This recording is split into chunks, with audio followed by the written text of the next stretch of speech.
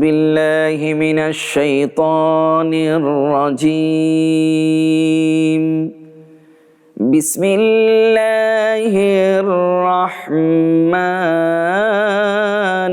الرحيم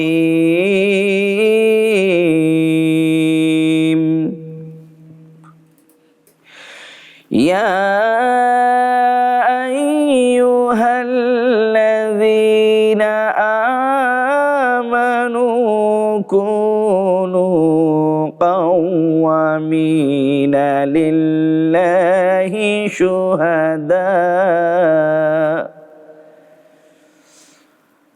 شهداء بالقسط ولا يجرمنكم شنآن قوم على ألا تعدلون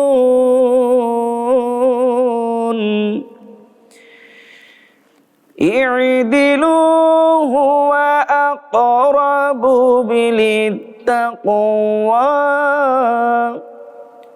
واتقوا الله إن الله خبير بما تعملون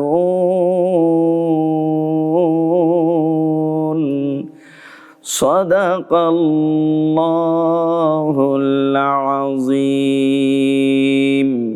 وصدق رسوله النبي الكريم এরশাদ হচ্ছে, হে মুমিনগণ, আল্লাহর উপর নেই সাক্ষ্যদানে তোমরা অবিচল থাকবে।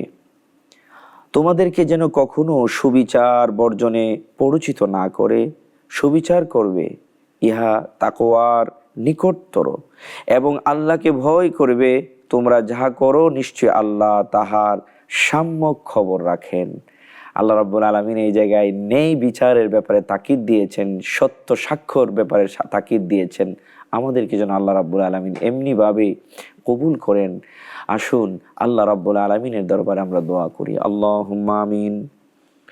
ربنا لا تزغ قلوبنا بعد إذ هديتنا وهب لنا من لدنك رحمة إنك أنت الوهاب رب العالمين দয়াবান মেহেরবান আল্লাহ, এই নিয়ামতপূর্ণ রমজান আমাদেরকে দিয়েছ গো মাওলা।